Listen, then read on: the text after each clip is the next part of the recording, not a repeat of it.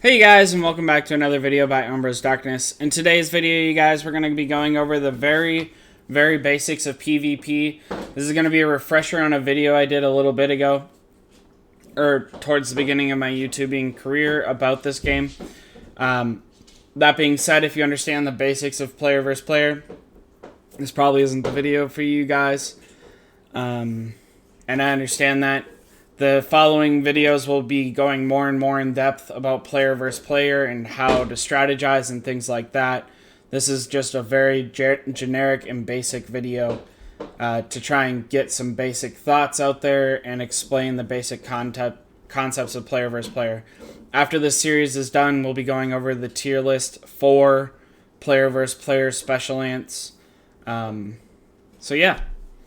With that, you guys... I know it sounds really dumb and I've never said it before, but if you do not mind dropping a subscription, it's free, it costs you nothing. Subscribing to my YouTube channel helps me out way more than I thought it did. So I would be very appreciative if you subscribe to my YouTube channel.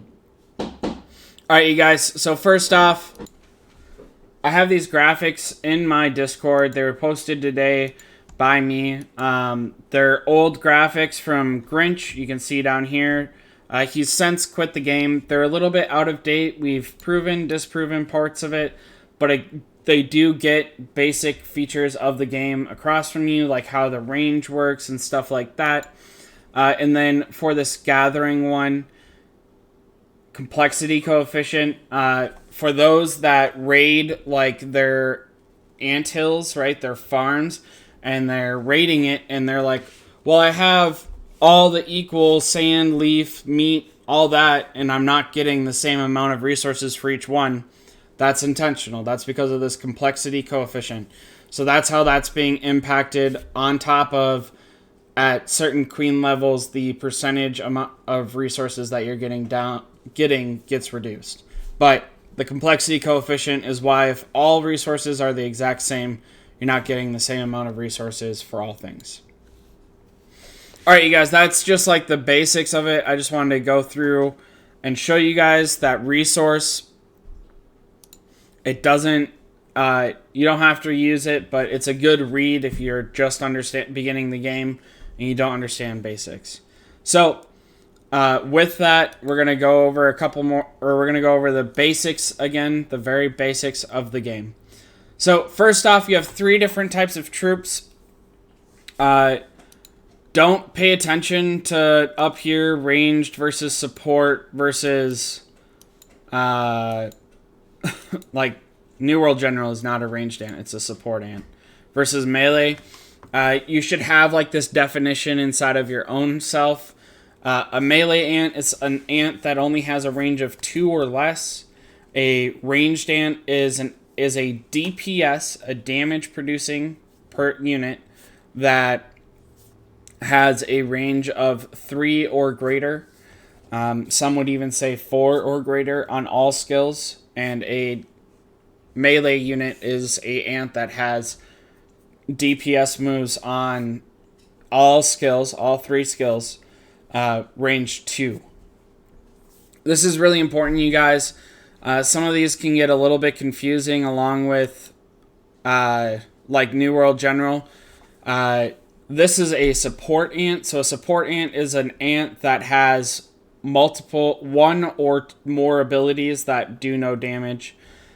So for here, in the first 4 rounds, 2 enemy squads combat skills damage is reduced by 35%. This automatically makes New World General a support ant. Support ants are not bad, but it is important to stress because we need to remember to limit the number of support ants that we have in a unit. Specifically, you should not have more than 1 support ant. If you have more than 1 support ant in a unit, you're just not doing enough damage. Every battle lasts no more than 8 rounds. So if you're not dealing enough damage, even if you're superior stats, you won't finish the battle in time, and you could potentially lose off of whatever rudimentary tiebreakers the game uses. So that's why it's important to have more than one DPS ant, and very important to only have one support ant. Support ants are still good, as the tier list will show, but I just wanted to clarify that for support ants.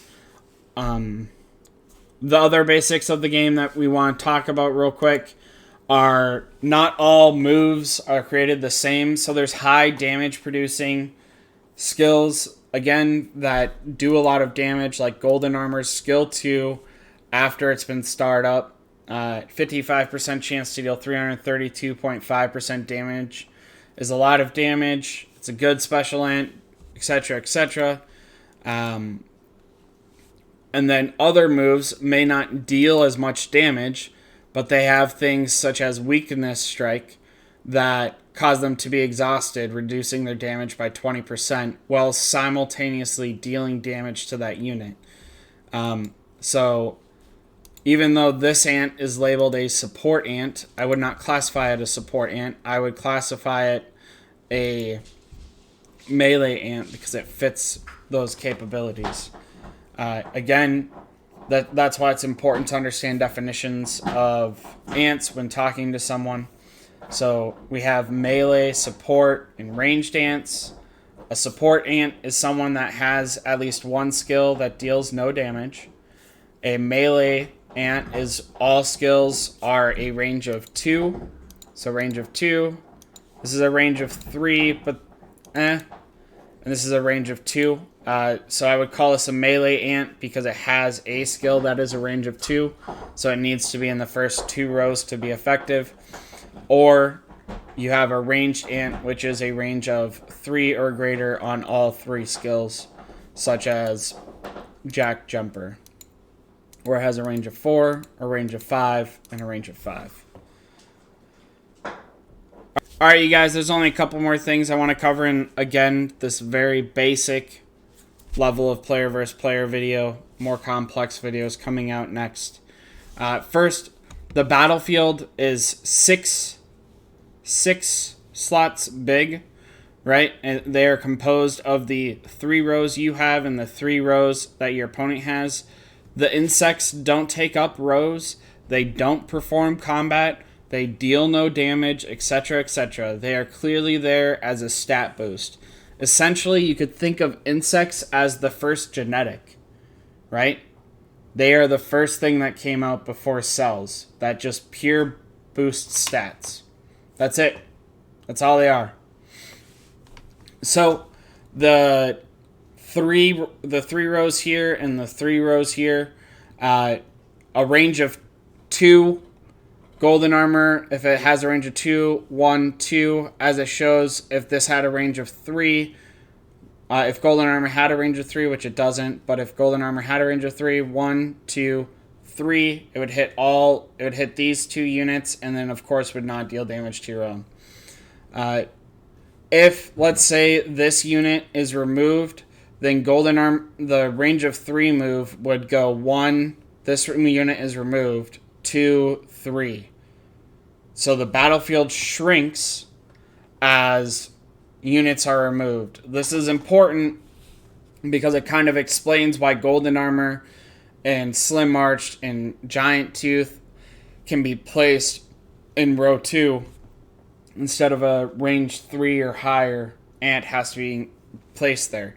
So, because the battlefield shrinks as they get rid of. This proof is in my Discord. It's posted in useful data sheets if you guys don't believe that the battlefield shrinks, as I've had people approach me telling me that it doesn't, but it does, right? Other than that, you guys, the other thing that I wanted to cover is that there are 8 rounds inside of this game. So there are 8 rounds. So skills, either skills that say used in the first 4 rounds or used in rounds 5 and on or round 5 and the next 4 rounds after that. That's how they work. After round 8, if there's ants alive on both sides, it's arbitrarily decided who wins. There is some formula. There is something that determines it, but I don't know that formula. It's not as simple as who has the most remaining ants or who attacked versus who defended. It's not always that simple. Sometimes it is that simple, but other times we've had mixed results on who wins versus who loses with more ants or lost ants. So I can't just define it like that. All right, you guys, that's all I want to cover for a basic player versus player guide. Again, all of these data sheets are in my Discord. This is just a generic player versus player, how to choose what range ant you want to use based off of the skills range, what a support ant is, what a melee ant is, and what a ranged ant is, and how an insect is utilized, right? And how the battlefield works. The next video will be going a little bit more in depth with player skills and compositions of troop types. We'll be getting more and more complex or covering different areas of player versus player, not necessarily more complex, through the next couple of videos. If you have specific questions on player versus player that you'd like to be addressed in a video, please, you guys, come into my Discord, talking it at me, new video ideas. You guys can come in and have a conversation with me in my Discord, right? So right here under new video ideas, this is happening because someone somewhere up here said, hey, can you do a video guide off of player versus player, and then get more and more in depth with it. Happy to do it, you guys. Just ask me questions and then I'll try and answer them on YouTube videos. I'll also answer them for you individually here, but I can answer those questions so the whole entire audience can get there. So that's the first video, you guys. Hopefully that helps. Hopefully that sheds light on people that don't understand the basics of player versus player. Again, if this video wasn't for you, I'm sorry. Please, you guys, my outro is a little bit different. Please, if you like this video, please like it. Consider subscribing. It's free. It costs you guys nothing. Helps me out greatly. You guys, you can catch me in the YouTube comments. You can find me on Discord. I'm here all the time, you guys. If we